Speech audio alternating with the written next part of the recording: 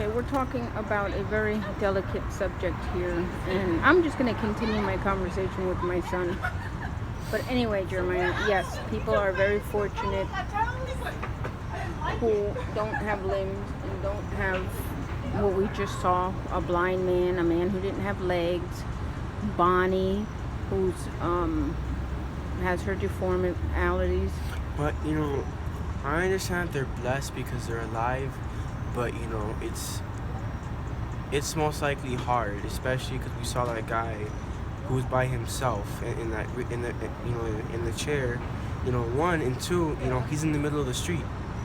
Yeah, A car could easily have hit him. yeah, yeah, and it's sad, but he feels independent. He feels that he He could do feels he's things on like his us. own. Yeah, And I'm not saying he's not like us, but at least in my eyes, I feel a person of that, I guess a structure, I should say, a person of that, of him. He should at least have, some sort of family member or friend with him because anything could happen. His wheelchair could break down. He could get stuck in the middle of the street. You know, he could fall off the chair, and how is he gonna get back up? right, right. Well, people like you would help him, right, But it's not always people like me or you. right, There's some people who will walk straight past him and look at him like if there's nothing there. right, right. Well, those are people who don't have empathy, but I'm so very glad you do. I mean, you don't need to be sad for that. Because how that video I showed you of that old guy who was 96 years old and speeding in the school zone because he was taking his I don't want to say his age because I don't want to spoil the rest of the video for you, but he was taking his son out to blood work because he's handicapped and his son has cancer. Yeah, he was a good daddy.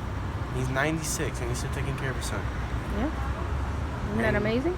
He's almost at his end time. Yeah, And that son doesn't know how much longer he has, and without his dad, his dad has been there his whole life. So once his dad passes, I don't know what he's gonna do.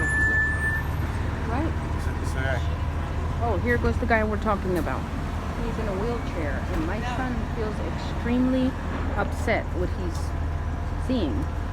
And it's pretty amazing, a 14-year-old having empathy the way he does. But it's a reflection of me, of what I taught him. So, I just feel that nowadays with the modern technology and all these new Apple iPhones and all that stuff, that I should stop like paying attention now to making the same phone with like without a button every single year, and focus on making electronic devices that can support these people, and people who don't have legs can have legs, people who don't have arms can have arms, people who don't have a certain bone can have that bone replaced. I just feel that with the modern technology and the waste of time, on making the same phone every single year, that they should at least focus on actually helping people. yeah, I mean, Because Apple, Samsung, all these other people have the power and technology, because they're making these smartphones that, they blow up instantly. Everybody wants one. Everybody has one. You see them on the street with the AirPods and the Samsung AirPods things. Everybody is hyped over that and they want it. Now I'm pretty sure that if you make at least one a robotic arm or leg or leg transplant or something that could help a person like that, have the luxury of walking again, then you'll have so you think that these big companies should maybe, help these people with disabilities? Like have you heard of that robot, Sophia? Have you ever heard of that robot? No. It is a robot that they made that is supposed to have feelings. It's supposed to talk like you and me, and it's a full body suit, I'm pretty sure. And if they can make that, a full robotic, with the ability to feel emotion and move its arms and legs, I feel that they could use that technology and make, limbs and body parts for other people who need it. Right. Now you do know that they do make them, right? But, it's very expensive. Right. And I feel that they should, drop the price because, people who are like that, at least I've never seen them, they might have a richer family member or something, but, they don't always have the money, to afford those things, and their insurance might not be able to afford it, wants. So let me ask you a question. So when you become that millionaire that you'll become, I'm putting half of that in charity.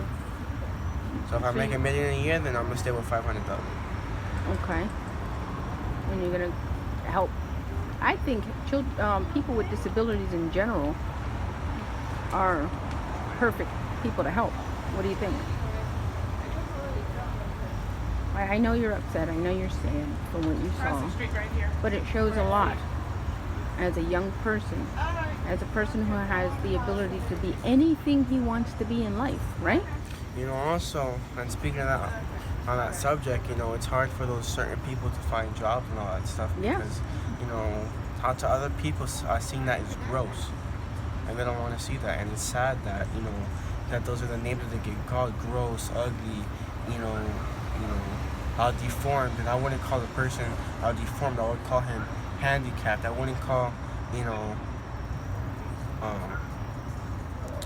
a mentally disabled person a retarded. You know, I would call them by their like their scientific name and by the appropriate name. You know, because I'm not gonna call an autistic kid a retarded. I'm gonna call him, you know, like mentally challenged or mentally ill. I'm not gonna call him a name that is offensive towards a person who doesn't know anything or who's stupid.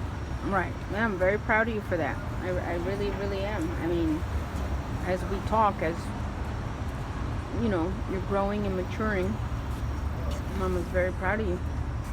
So you don't have to be sad over this.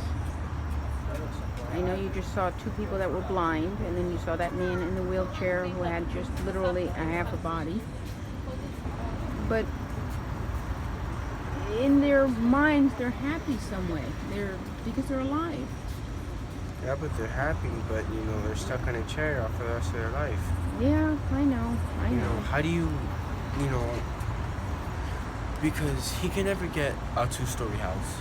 He can never get all this, like even if he had the money, he couldn't get all that luxury stuff because he can't get up the stairs, or I mean, he can make a ramp probably, but you know, still, you know, it's, you know, seeing him alone, I feel that it's hard for him to do all the, you know, basic moves, you know, like get into bed or shower, you know, because, you know, I would imagine that he has some sort of assistance, but it seems to me like he didn't because he was all by himself.